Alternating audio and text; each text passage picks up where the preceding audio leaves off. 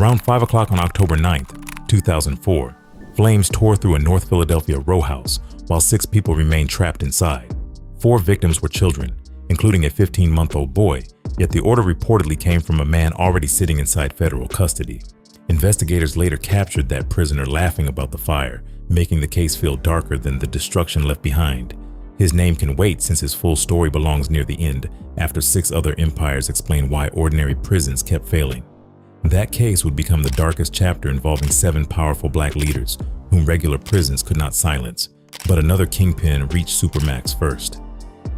Long before Larry Hoover reached Colorado, his story began in Jackson, Mississippi, where he was born on November 30th, 1950.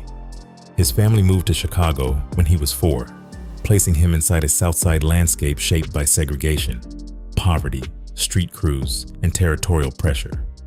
Hoover left junior high school around 13, then joined neighborhood youths calling themselves the Supreme Gangsters during the mid-60s.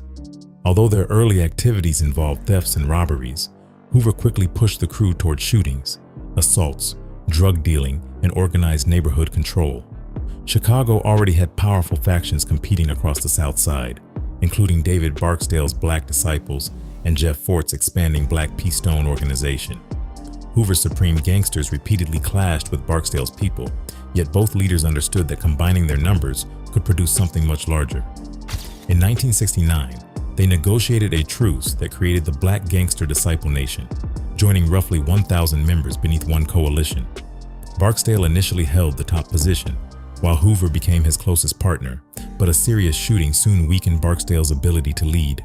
With Barksdale recovering, Hoover stepped forward while still in his teens, tightening control over drug territory throughout Southside Chicago. Years later, secretly recorded conversations captured Hoover bragging that he had become a king before reaching 20, which was not merely street mythology. After Barksdale died from kidney failure in 1974, Hoover became the uncontested chairman of the organization they had created together. By then, however, one dead 19-year-old had already placed Hoover inside Illinois custody with a sentence designed to bury him permanently. William Pookie Young belonged to Hoover's organization, yet Hoover suspected him of stealing narcotics and money during February 1973. According to testimony, Young was abducted, taken near 68th Street and Union Avenue in Inglewood, then shot inside an alley. Hoover fled Chicago after the killing, although police caught him on September 21st after stopping a stolen vehicle and chasing him on foot. He and Andrew Howard were convicted that December, leaving Hoover with a sentence ranging from 150 to 200 years. Most observers expected the Gangster Disciples to fracture after their chairman entered Stateville Correctional Center during 1974. But Hoover flipped that situation completely. His reputation brought immediate protection, recruits, and loyalty from younger inmates who already understood what the name King Larry meant outside. Prison administrators reportedly recognized his influence over other prisoners, while Hoover gradually transformed incarceration into a working headquarters for street operations. Instead of losing authority, he built deeper command structures connecting correctional facilities with neighborhood leadership throughout Chicago. Hoover later promoted a public program called Growth and Development, replacing openly criminal language with messages about education, community improvement, and political participation. Supporters presented that movement as genuine reform, although federal investigators argued its organizations operated as fronts for laundering drug proceeds and preserving gang discipline. Former members testified that charitable funds rarely reached needy residents, while high-ranking visitors continued bringing street business into Hoover's prison meetings. Behind that respectable presentation sat a corporate hierarchy with governors, board members, regents, coordinators, soldiers, assigned territories, and payments moving upward. By the early 1990s, prosecutors estimated that Hoover commanded more than 30,000 members across Chicago and several other American states. The Gangster Disciples allegedly generated around $100 million yearly through narcotics, using standardized prices plus mandatory sales quotas throughout controlled neighborhoods. Independent dealers also paid street taxes for permission to operate, while refusal could bring confiscated products, beatings, or violent removal. Hoover stayed cautious during monitored telephone calls, so investigators needed another way to capture what happened during private prison visits. During 1993, Federal agents received permission to hide transmitters inside visitor badges worn by leaders meeting Hoover at Vienna Correctional Center. Those conversations exposed internal orders, drug accounting, leadership appointments, disciplinary policies, and the real machinery concealed beneath growth and development. A sealed federal indictment eventually targeted Hoover alongside 38 associates, setting up a trial built around recorded meetings and cooperating insiders. In 1997, jurors convicted Hoover and 6 co-defendants on all 42 charges involving drug conspiracy plus continuing criminal enterprise allegations.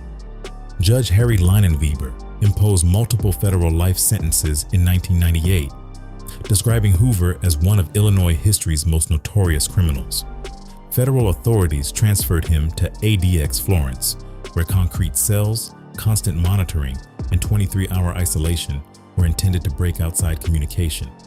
Ironically, Hoover arrived alongside Jeff Fort, his old Chicago rival, whose Black P. Stones had battled Hoover's gangster disciples across numerous neighborhoods. Both Mississippi-born leaders had converted prison cells into command posts, although Fort's organization had taken its ambitions far beyond Chicago gang warfare. Even ADX confinement failed to erase Hoover's name, which remained active through music, politics, court filings, and later federal investigations. Rick Ross placed him beside Big Meech in the 2010 song BMF, while Kanye West and Drake later promoted his release publicly. A 2021 federal indictment claimed national gangster disciple leaders still acted through appointments Hoover allegedly made, including coded communications hidden inside a dictionary. Hoover denied those accusations, yet their appearance decades after his conviction showed how strongly investigators still treated his influence. President Donald Trump commuted Hoover's federal sentences in May 2025, creating headlines that suggested King Larry might finally leave prison after 5 decades. That decision never erased the original Illinois murder punishment, leaving his 150 to 200-year state sentence standing before the Illinois Prisoner Review Board. By April 2026, former mob prosecutor John Gleason supported Hoover's release, while Cook County prosecutors argued that his record still justified continued confinement. Hoover had survived street wars, state custody, federal prosecution, and Supermax isolation, yet another Chicago boss had pursued an even wilder plan involving Muammar Gaddafi's Libya. Before Jeff Fort became a federal terrorism defendant, he was a Mississippi-born teenager building power inside Chicago's Woodlawn neighborhood. During the 1960s, his Blackstone Rangers expanded across the South Side, absorbing smaller crews while battling rivals for territory, money, and reputation. That expansion eventually produced the Black P. Stone Nation, placing Fort opposite Larry Hoover's gangster disciples in a rivalry that outlived both men's freedom. Fort also worked beside powerful figures like Mickey Cogwell, whose Cobra Stones brought numbers, political connections, and drug territory into the larger Stone structure. By 1969, the organization reportedly counted more than 6,000 members, giving Fort influence that reached beyond ordinary street corners.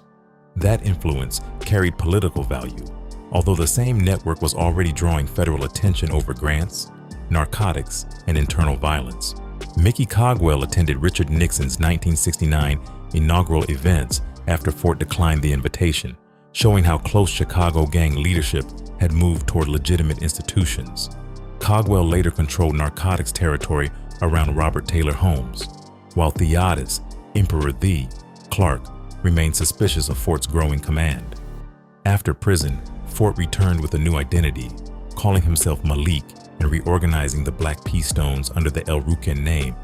At a 1976 meeting inside the camp at 4233 South Indiana Avenue, he declared himself the organization's sole leader. That restructuring pushed several older leaders aside, while police viewed the religious conversion as protection against searches rather than genuine spiritual reform. Cogwell resisted Fort's new hierarchy, then died on February 25, 1977, after an unidentified gunman shot him from behind in Auburn Gresham. Fort was never charged with Cogwell's murder, although federal allegations later connected El Rukin leaders with orders targeting several disloyal former members. The killing helped split the Cobra Stones away from Fort, leaving Clark to rebuild them under the Mickey Cobra's name. Even while that breakaway unfolded, Fort continued tightening control until another drug conviction sent him to federal prison during 1983. The Federal Correctional Institution in Bastrop, Texas, should have removed Fort from Chicago, yet his collect calls kept the organization moving.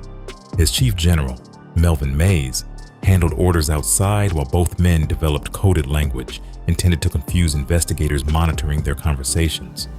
Fort learned that Muammar Gaddafi's government had given Nation of Islam leader Louis Farrakhan millions, which sparked a far more dangerous hustle. From prison, he proposed placing El Rukn Muscle on Libya's payroll for roughly $1 million yearly. The offer involved money, cocaine, military weapons, explosives, plus possible attacks inside the United States on behalf of a hostile foreign government. El Rukn representatives traveled overseas, while other members met Libyan contacts in Panama to discuss payments, weapons, and operational commitments. Federal agents inserted an undercover operative into the negotiations. Then electronic surveillance traced communications between Fort, Mays, Chicago lieutenants, and overseas intermediaries. Searches later uncovered firearms and hand grenades, giving prosecutors physical evidence beyond thousands of hours collected from prison telephone traffic. That evidence landed during a tense period, only weeks after President Ronald Reagan ordered American airstrikes against Libya in April 1986. Fort Street Organization had entered a national security case while Washington was actively confronting the government he wanted financing from. By October 1987, nearly 24 security officers guarded a Chicago courtroom where Fort and four generals faced 51 federal counts. Prosecutors prepared more than 3,500 hours of recordings, but the coded conversation still required somebody who understood El Rukn language from inside. That person became Trammell Davis, who pleaded guilty before trial, then translated phrases connecting Fort's prison instructions with Mays and the Libyan arrangement. Investigators never completely settled whether Fort planned actual bombings or intended taking Gaddafi's money without delivering the promised work. Still, the weapons, foreign meetings, coded calls, and witness testimony convinced jurors that this was more than loose street talk. Fort ultimately received a 168-year sentence tied to conspiracy and weapons charges, stacked beside earlier drug and murder for hire convictions. Federal authorities placed him inside ADX Florence, where extreme isolation finally separated him from the daily telephone system that had supported his leadership. In 2023, the 76-year-old Fort requested compassionate release under the First Step Act, pointing toward age and declining health. The judge refused, emphasizing that he had coordinated the Libya conspiracy through near-daily calls while already serving time inside Bastrop. Fort had shown that a prison cell could become an international command post, but Rikers Island would soon produce an entirely new gang. During the early 1990s, Rikers Island operated like a pressure cooker, where Latin Kings and Yetas controlled housing units through numbers, blades, extortion, and coordinated attacks. Unaffiliated black prisoners often entered without protection, leaving them exposed to beatings, stolen property, forced payments, or sudden assaults inside crowded corridors. Omar Portee already understood violence before arriving there, having started armed robbery as a teenager while growing up around the Bronx. By 17, prosecutors later said he had committed more than 20 robberies, building a record that repeatedly returned him to New York custody. Portee's first major courtroom move came after Terrence Joyner was shot dead on a Bronx street during the early hours of August 16, 1987. Facing charges carrying more than 16 years, Portee claimed he saw Don Taylor commit the killing, becoming the prosecution's only eyewitness against him. Taylor was convicted on April 25, 1989, receiving 22.5 years to life, while Portee secured a reduced robbery sentence plus parole consideration. Portee later withdrew his account and admitted Taylor was uninvolved, helping overturn the conviction in 2004 after Taylor had already lost more than 10 years. That episode mattered once Portee returned to prison, where cooperation with authorities could bring the same deadly label he would later forbid inside his organization. In August 1992, he received 2.5 to 5 years for third-degree weapons possession, sending him back into the chaos of Rikers Island.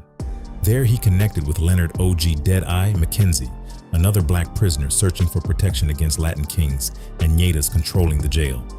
On July 16, 1993, both men brought several smaller crews beneath one banner, forming the United Blood Nation as a homegrown New York alliance.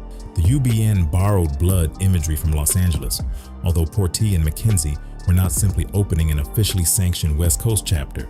Their coalition included 9 trade gangsters, GKB, Bloodstone villains, plus other groups needing collective strength inside the jail. Members followed strict loyalty rules, rejected cooperation with correctional officers, and entered through violent initiation practices intended to prove commitment. Portee became OG Mac, while McKenzie helped develop the 31, a collection of rules governing discipline, secrecy, assistance, disrespect, and obedience. What began as protection soon developed its own command structure, symbols, leaders, and punishment system capable of organizing violence throughout Rikers. On March 12, 1996, Portee demonstrated that authority when he led an assault against Latin Kings using a sharpened Scrabble game piece. 3 rival prisoners were slashed during the attack, showing that the alliance originally created for defense was now capable of planned retaliation. By then, UBN members used red clothing, dog paw markings, coded language, and the letter M, honoring Mac's position at the top. The same identity traveled between facilities as prisoners transferred, carrying recruitment methods and internal rules far beyond the cell blocks where everything started. Portee walked out on June 22, 1999, then moved the organization into the Bronx instead of leaving its prison structure behind. Around 183rd Street and Davison Avenue, he led 1-8 Trey while organizing drug sales, prostitution, theft, and violence against competing dealers. Teenagers as young as 16 entered the ranks, while commanders divided the expanding network into sets with separate territories and responsibilities. Sex Money Murder, 9 Trey Gangsters, Gangsta Killer Bloods, and 1-8 Trey turned the UBN into something larger than its Rikers beginnings. Portee had essentially taken a jailhouse survival pact into neighborhood blocks, where money and street control replaced the original need for protection.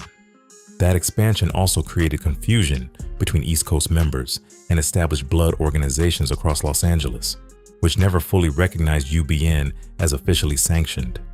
Portee's people used the blood name, color, and symbolism, yet their hierarchy remained largely independent from West Coast leadership. That separation never stopped the brand from spreading through New York prisons, Bronx streets, music circles, and later federal courtrooms. 9 Trey eventually became connected with rapper 6ix99, whose cooperation against members brought UBN history into a new generation of headlines. Jim Jones and Jules Santana were also associated with 9 Trey within the research, extending the thread from Rikers violence into New York hip-hop culture. Federal investigators had already started closing that space before those later music connections developed, using a joint FBI and NYPD operation against Portee's leadership. On May 8, 2001, authorities indicted him alongside 14 UBN members and associates accused of operating a violent criminal enterprise. Prosecutors connected the organization to murder, conspiracy, narcotics trafficking, credit card fraud, assaults, and racketeering across New York City. On August 27, 2002, Portee was convicted on 10 criminal counts after the government reconstructed how his prison alliance became a street organization. Judge Naomi Rice Buchwald sentenced him to 50 years on April 14, 2003, cutting the big homie away from the network he created. Portee eventually reached ADX Florence, where the government also held Luis Felipe, the New York Latin Kings founder, whose organization represented the threat UBN originally opposed. He briefly entered the Florence High step-down program during 2021, although records placed him back inside ADX by January 2022. That ending carried a strange circle, since both leaders wound up isolated inside the same federal complex after years of conflict between their organizations. While Portee built a national identity inside Rikers, another New York figure was building wealth inside Queens projects while future rap stars watched closely. Kenneth Supreme McGriff came from the Baisley Park houses in South Jamaica, Queens, where the approaching crack era was already reshaping neighborhood ambition. As a teenager, he became involved with the 5% Nation, whose members used supreme mathematics, coded language, and powerful names reflecting personal identity. Kenneth chose Supreme, then carried that title into the streets when he formed the Supreme Team during 1981. His nephew, Gerald Prince Miller, became the hands-on enforcer, giving the organization a combination of careful planning and immediate street violence. McGriff handled strategy from above, while Prince controlled armed workers who protected drug spots, punished mistakes, and removed anybody threatening their money. As crack demand exploded across New York, the Supreme Team transformed Baisley Park into a tightly managed outdoor marketplace with hundreds of participants. Federal authorities later estimated that its network collected roughly $200,000 daily, giving McGriff resources comparable with older organized crime operations. Sellers handled customers below, managers gathered proceeds above them, while wholesalers, stash house workers, lookouts, and gunmen completed the structure. Rooftop sentries carried two-way radios, watching unfamiliar vehicles before warning dealers whenever police entered the housing complex. Members also used 5% terminology during conversations, allowing ordinary words and mathematical references to conceal narcotics, weapons, law enforcement, or money. That security system kept the operation moving, yet its reputation depended just as heavily on Prince Miller's willingness to make examples.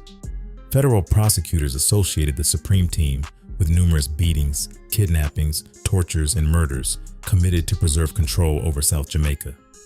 During 1987 alone, investigators connected Supreme and Prince with at least 8 killings involving rivals, suspected informants, or troublesome associates. Residents understood that missing money or sharing information could trigger a visit from armed members before anybody reached a courtroom. One trusted lieutenant, James "Cat" Page, reportedly became suspected of cooperating, then was killed after McGriff allegedly transmitted instructions from custody. The organization also worked with Lorenzo "Fat Cat" Nichols, another powerful Queens trafficker who supplied cocaine while maintaining his own violent crew. After Nichols suspected brothers Henry and Isaac Bolden of robbing his operation, Prince used 2 corrupt parole employees to locate them.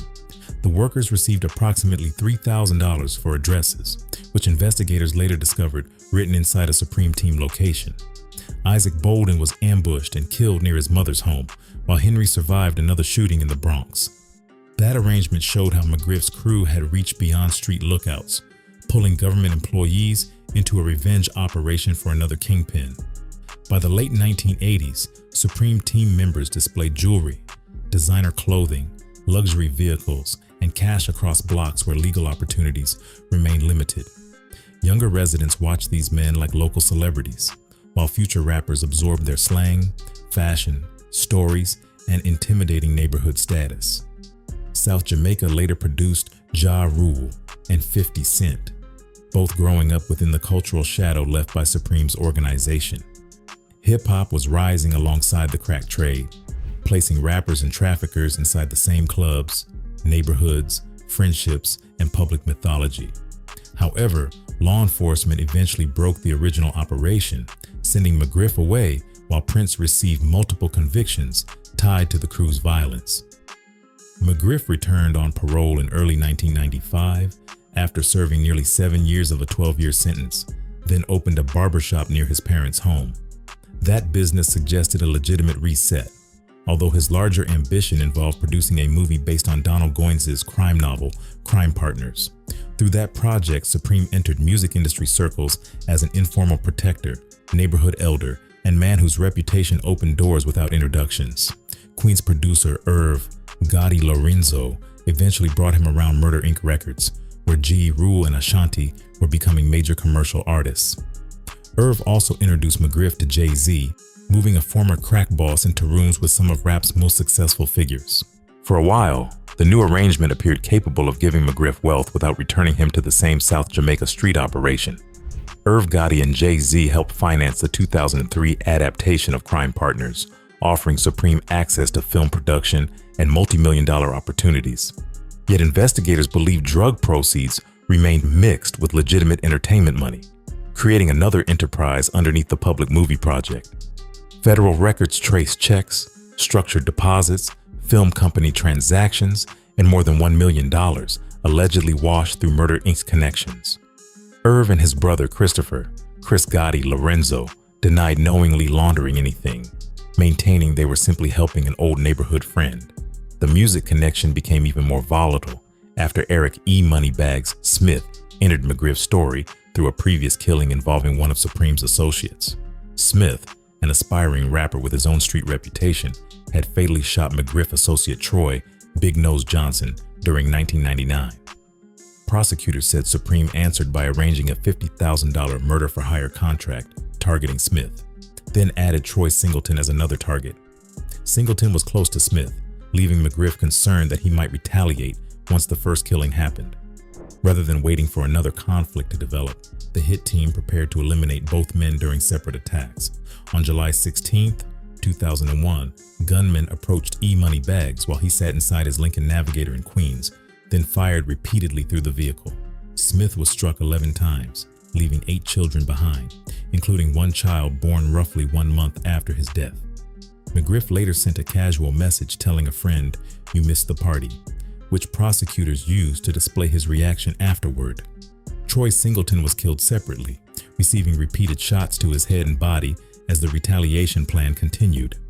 His son, Troy Singleton Jr., was 14 during McGriff's penalty hearing, where he described growing up without his father. Federal investigators connected Nicole Brown, Dennis Devine Crosby, and other associates with the murder plot, while related evidence exposed stash apartments and narcotics records. On January 26, 2005, prosecutors unsealed charges against McGriff and 8 associates involving racketeering, homicide, drug distribution, and money laundering. The same investigation charged Irv and Chris Gotti, although both brothers were acquitted after a 2005 trial found insufficient proof of criminal intent. Their acquittal separated Murder Inc. from Supreme's criminal responsibility, yet it left McGriff facing a federal capital case alone. Prosecutors moved forward with the 2 contract killings, narcotics conspiracy, laundering evidence, witness testimony, phone records, and seized drug ledgers. In February 2007, a Brooklyn jury convicted McGriff on every charge after hearing how violence supported his renewed cocaine and heroin organization. Prosecutors requested execution, while jurors later divided over the federal death penalty, automatically leaving life imprisonment without parole as the outcome. Judge Frederick Block formally imposed that sentence in March 2007, ending McGriff's effort to move between street enterprise and legitimate entertainment. Prince Miller followed a different path after serving more than 20 years, while originally facing 6 life sentences. On September 20th, 2024, he gained release under the First Step Act after presenting evidence of rehabilitation. Supreme remained imprisoned while the culture surrounding his organization survived through documentaries, lyrics, neighborhood memories, and the careers of artists raised nearby. His story showed how crack-era money helped shape early hip-hop imagery, then later entered film companies, record labels, personal alliances, and federal investigations. While McGriff's empire influenced rappers who watched South Jamaica's streets, another teenage kingpin built his organization several hours south in Baltimore. That younger boss would later become linked with television's coldest fictional drug dealer, although his real murders started long before The Wire reached HBO. Anthony Ayeni Jones entered Baltimore's drug trade before most teenagers had even finished learning how the city's corners really worked. Born on March 1st, 1973, Jones grew up around abuse, abandonment, and a foster mother whose drug use exposed him early to street dealing. By 11, he was selling crack cocaine and heroin for Nathaniel Dawson Jr., then broke away after deciding he could move larger quantities independently. By 15, Jones and several friends controlled sales around their East Baltimore neighborhood, including corners near Lake Clifton High School. 3 years later, his crew contained roughly 10 core members while generating as much as $70,000 during strong weeks. That growth came through intimidation, yet the first killing later tied directly to Jones involved a drug addict known only as Snake. During 1989, Jones and another man shot Snake inside an alley after he reportedly fell out of favor with their circle. Drug dealer Daniel Ross witnessed the killing, storing details that would eventually return years later inside a federal courtroom. Violence also entered Jones's own bedroom on June 21st, 1991, when 13-year-old Tazara Horsey was shot while speaking with him. Jones's 14-year-old cousin Darnell claimed he mistakenly aimed a loaded pistol, then received a juvenile manslaughter conviction. State police arrested Jones on October 10, 1991, charging narcotics conspiracy, drug distribution, and firearm violations connected with his growing operation. He pleaded guilty to cocaine conspiracy on April 1st, 1992, receiving 5 years before gaining parole after roughly 12 months. That quick return placed him back inside East Baltimore while rival organizations were competing for daily crack and heroin sales. By 1994, prosecutors said Jones controlled more than 25 members, plus hundreds of street sellers, producing around $30,000 each day. His network also reached Baltimore police officer Eric McCrary, whose badge eventually became part of a kidnapping and murder plot. Jones maintained that position through organized attacks that reached rival dealers, their relatives, suspected witnesses, and anybody blocking his expansion. During July 1994, Darnell Solomon and Sean Brown were killed in East Baltimore, although Jones never received formal charges for those murders. On October 25th, masked gunmen wearing Ronald Reagan and George H.W. Bush faces ambushed Keith Westmoreland at his North Gay Street home. Police arrested Jones the following day on another warrant, finding gunshot residue on his hands, while Daniel Ross later recalled Jones discussing those masks. Jones and Darnell were eventually convicted for Westmoreland's murder, placing another dead rival inside the organization's expanding federal case. The next conflict developed against Elway Williams, whose Rush organization reportedly earned about $15,000 daily while challenging Jones across East Baltimore. Jones' associate Deshane Carter joined him during the 1995 killing of Williams' enforcer, Anthony Green, triggering an immediate wave of retaliation. On October 3rd, gunmen shot Jones in the arm during a failed ambush, while Carter was murdered 2 days afterward. Jones then approached 3 Williams bodyguards called Wally, Red Dog, and Keaty, offering to cancel contracts against them for turning on their boss. During February 1996, they shot Williams 3 times inside an alley, critically wounding him while killing his enforcer Derek Rivers. When Williams survived at Johns Hopkins Hospital, Jones allegedly considered finishing the job through methods reaching far beyond another street shooting. One proposal involved injecting Williams with a syringe containing Drano, though that plan never moved forward after the order was given. Jones instead instructed Eric McCrary to arrest Williams under police authority, then deliver him directly into the organization's control. Federal officers arrested McCrary before the abduction happened, and he later pleaded guilty to murder conspiracy connected with racketeering. That broken arrangement exposed how Jones used corrupt authority, hired shooters, family members, and rival insiders while keeping himself removed from the immediate scene. Jones was arrested during February 1996 for possessing a firearm as a convicted felon, then faced a broader federal drug indictment that April. He surrendered, received 37 months on the gun charge, and entered FCI Allenwood Low while investigators continued building homicide cases around him. A Bureau of Prisons memorandum dated October 10th described him as extremely violent and likely to face homicide charges. However, staff initially placed Jones inside a low-security institution without the enhanced monitoring that his growing federal file already appeared to justify. That failure became deadly once Jones learned which Baltimore associates were providing information against him. From Allenwood, Jones used prison telephones and coded language to send orders toward East Baltimore, proving incarceration had barely interrupted his reach. Octavian Henry was shot repeatedly in the head on May 13, 1996, inside an alley near East Oliver Street. Henry had provided information against Jones and his associates, making his murder part of the government's expanding witness intimidation evidence.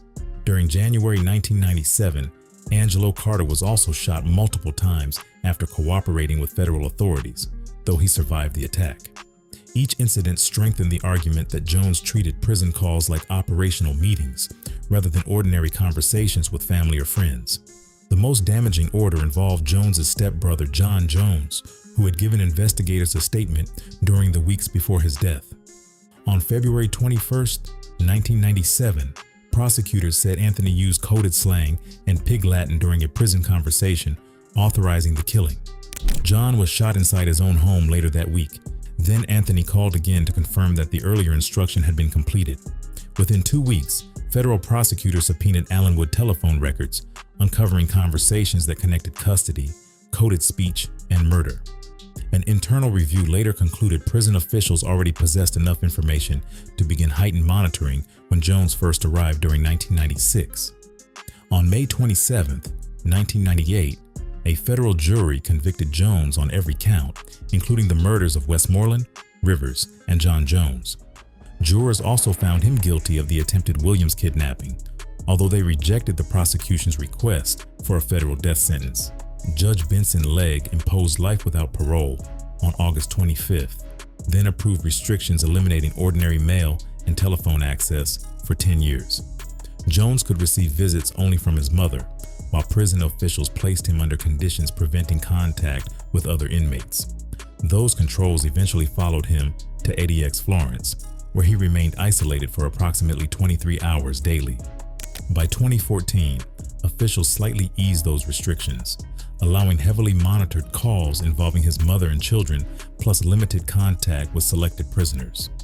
His organization later became identified as partial inspiration for Marlo Stanfield, the calculating Baltimore dealer introduced during HBO's The Wire. The resemblance came from young leadership, disciplined violence, witness killings, territorial expansion, and a cold structure that treated murder as routine business. Later federal prosecutions involving Black Guerrilla Family Dead Man Incorporated and Baltimore street crews echoed the same prison command problem that defined Jones's case. Yet another Supermax prisoner built his power differently, using religion, shifting identities, and an Egyptian-themed Georgia compound to conceal something even darker.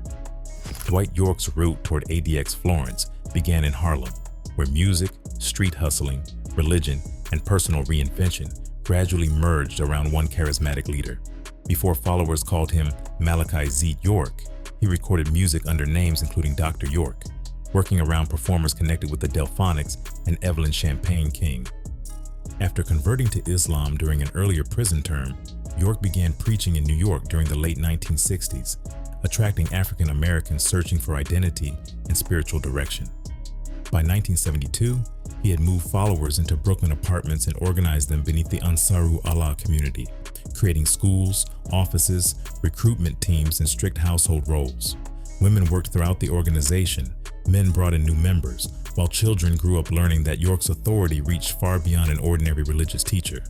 York kept changing the movement's identity, shifting through Islamic doctrine, Hebrew teachings, Black nationalism, ancient Egyptian imagery, UFO beliefs, and sovereign citizen ideas. During 1992, the organization became Holy Tabernacle Ministries, then emerged as the United New Nubian Nation of Moors after relocating south. Followers treated York as a messianic figure, while selected women became wives within a polygamous household that produced numerous children. Survivor Ruby Garnett entered his inner circle at 19, while Nikki Lopez joined the community as a child alongside her mother. Their stories later exposed how spiritual authority, family separation, special privileges, and fear allowed York to control younger followers without immediate resistance. As New York investigators examined possible bank robberies and counterfeit checks linked with the group, York moved his operation to Eatonton, Georgia during 1993. There, followers constructed Tom Marie across 476 acres, featuring two 40-foot pyramids, a sphinx, armed guards, housing, classrooms, offices, plus spaces dedicated to York's teachings. He claimed Native Americans standing as Chief Black Thunderbird Eagle, later presented himself through Egyptian titles, then declared the compound a sovereign nation outside American authority. Putnam County officials worried that enforcement could trigger another armed confrontation resembling the 1993 Waco siege, especially after concerns surfaced about weapons and bodyguard training.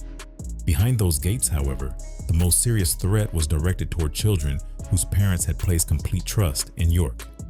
Warnings reached local authorities by 1998 when several underage Nubian girls began arriving at Georgia hospitals while pregnant. Investigators still struggled to enter the closed community until anonymous letters described abuse, while York's estranged son Jacob and former followers finally began providing information during 2001. Nikki Lopez explained how young girls received treats, private access, and special clothing before selected wives prepared them for sexual contact with York.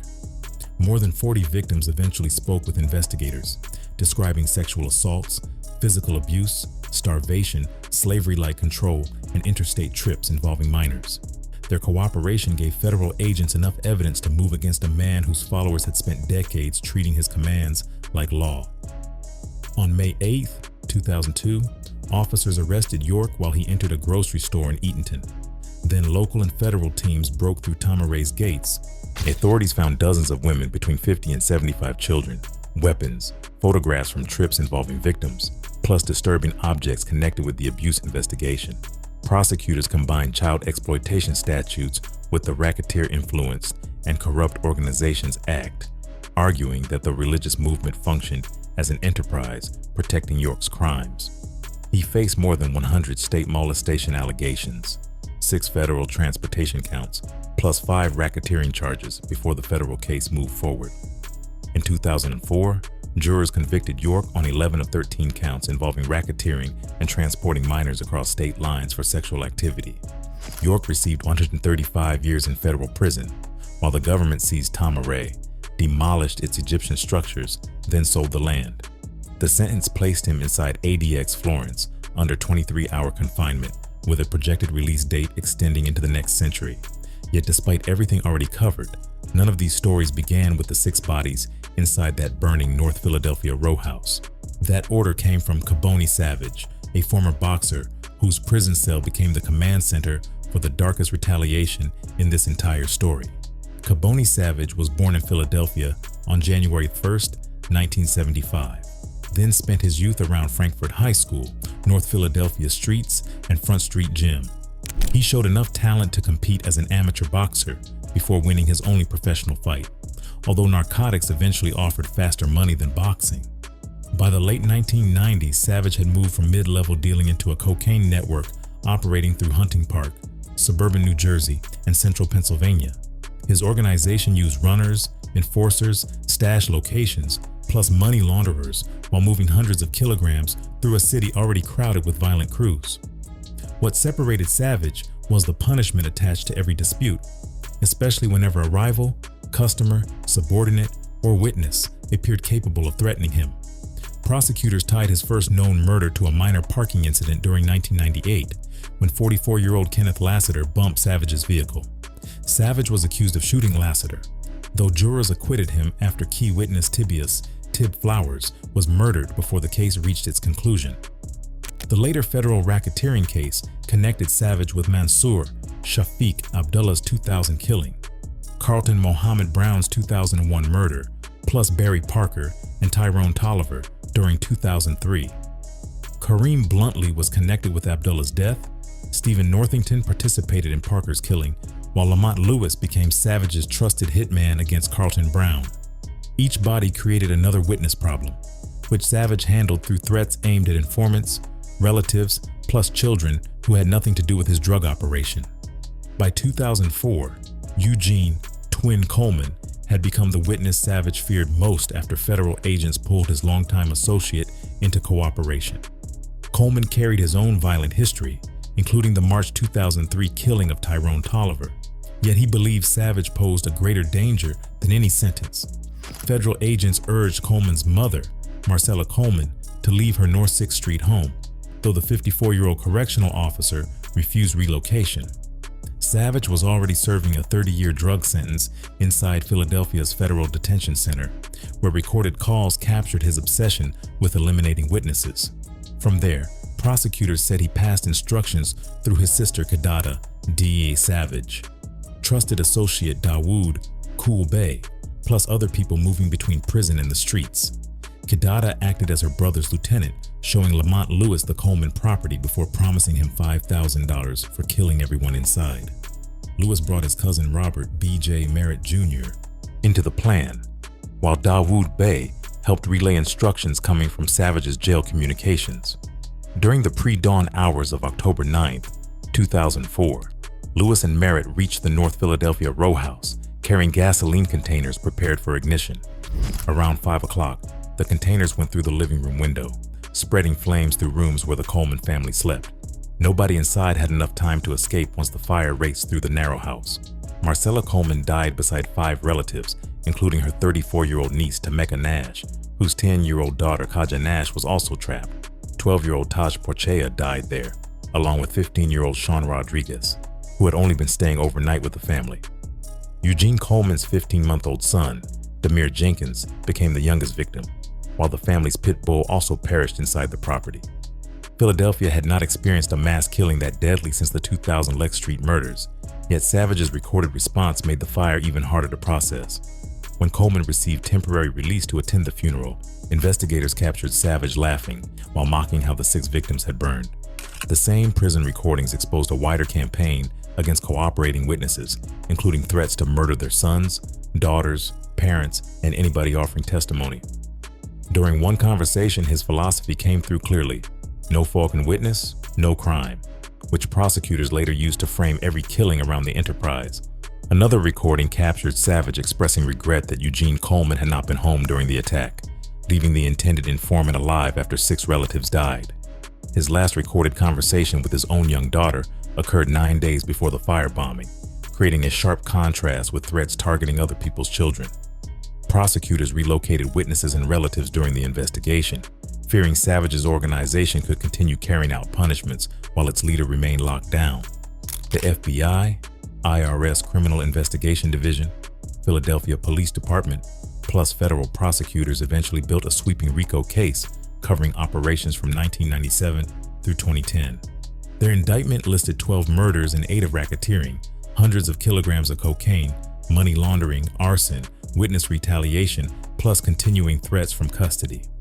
Savage entered trial beside Kidada, Robert Merritt, Stephen Northington, and Dawood Bey, but Lamont Lewis had already decided to save himself. Facing possible execution, Lewis pleaded guilty during 2011, admitted killing 8 people for Savage, then became the government's central witness. He described receiving only $2,000 after Kidada originally promised $5,000 for the Coleman firebombing.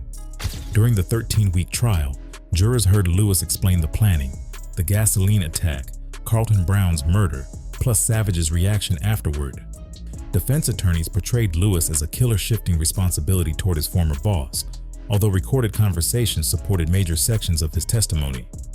On May 13, 2013, jurors convicted Savage on 17 counts, including 12 racketeering murders, witness retaliation, murder conspiracy, plus intimidation charges. Kidada was convicted of 6 murder counts connected with the firebombing, while Merritt and Northington also received convictions tied to the organization. Kidada received life plus 10 years. Merritt received life, Northington received life, while Lewis secured 40 years through cooperation. On May 31st, the jury unanimously recommended death for Kaboni Savage, after which Judge Richard Barclay Surrick imposed 13 federal death sentences.